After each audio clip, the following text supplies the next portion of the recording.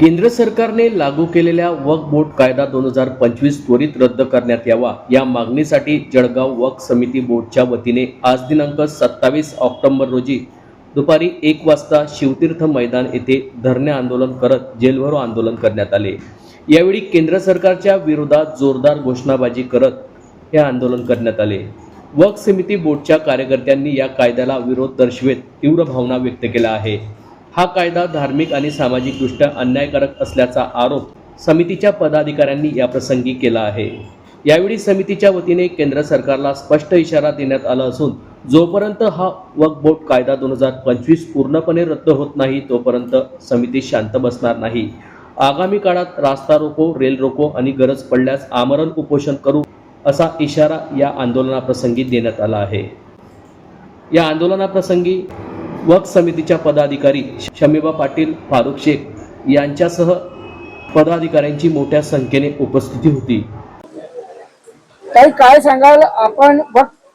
जी committee आहे त्याचा जेलभरो आंदोलन आज घेण्यात आलं, यामध्ये आपण पाठिंबा दाखवला, नेमकं काय सांगाल? आज जळगाव शहरामध्ये जळगाव जिल्ह्यातील वक्फ बचाव समितीच्या वतीने जेलभरो आंदोलन करण्यात आलं आणि या आंदोलनामध्ये ज्या वेळपासून भारतीय जनता पार्टीच्या सरकारने वक्फ विरोधी हा काळा कायदा उभा केला आहे त्या दिवसापासूनच वंचित बहुजन आघाडी नेहमी या कायद्याच्या विरोधात मुस्लिम समुदायाच्या सामाजिक व सांस्कृतिक अधिकारांचं संरक्षण, जो की त्यांचा घटना प्रदत्त अधिकार आहे, त्याच्या समर्थनार्थ कायम उभी आहे। आणि म्हणूनच आज जळगाव शहरातल्या आंदोलनामध्ये आज वंचित बहुजन आघाडीच्या वतीने आम्ही सहभाग नोंदवलेला आहे। कारण वक्फच्या जागा या फक्त कुठल्या धार्मिक प्रयोजनांसाठी नाहीयेत, तर देशभरामध्ये वक्फच्या जागेवर आज मोठमोठी कॉलेजेस आहेत, मोठी मोठी विद्यापीठं आहेत, त्यासारखे अनेक सामाजिक उपक्रम आहेत की ज्यामुळे मुस्लिम समुदायासोबतच इतर नागरिकांना देखील त्याचे चांगल्या अर्थाने फायदे होत आहेत। पण या सगळ्या गोष्टींवर आपलं दबावाचं राजकारण करणाऱ्या संघवादी भारतीय जनता पार्टीने निर्हेतुक अगदी चुकीचा अगदी पायंडा राबवत एक काळा कायदा आणलाय आणि त्यामुळे यांच्या सामाजिक आणि सांस्कृतिक सुरक्षतेचे प्रश्न उभे राहतात। त्यासोबतच देशातल्या मूलभूत हक्कांवर गदा येते आणि मुस्लिम समुदायाला त्यासोबतच इथे असलेला जो घटक असा आहे की ज्या घटकाकडे स्वतःच्या ऍसेट्स नाहीयेत त्याला दबाव तंत्राखाली आणून या देशामध्ये अगदी चुकीचं राजकारण करण्याचं काम सध्या भारतीय जनता पार्टी करते आहे। आणि या सगळ्या गोष्टींच्या विरोधात आम्ही कायम आहोत आणि असू आणि मुस्लिम समुदायाच्या वक्फच्या हक्काच्या आणि न्यायाच्या आंदोलनामध्ये वंचित बहुजन आघाडी रस्त्याच्या लढाईपासून तर न्यायालयीन लढाईपर्यंत कायम सोबत आहे आणि असणार आहे। मी शमीबा पाटील, जिल्हाध्यक्ष वंचित बहुजन आघाडी। वक्फ बचाव समिती मार्फत आज या ठिकाणी जीएस ग्राउंड जळगाव येथे 12 ते 2 धरणे आंदोलन दिले आणि 2च्या नंतर आम्ही जेलभरो आंदोलन केलेले। आमची प्रमुख मागणी आहे की वक्फ कायदा 2025 हा जो सरकारने पास केलेला आहे तो कायदा रद्द करण्यात यावा, कारण की त्यामुळे आमच्या संविधानिक 14, 19, 26, 25 या घटनेच्या आधारात तो चुकीचा आहे आणि त्याच्यावर नुसार आमच्यावर अन्याय होत आहेत।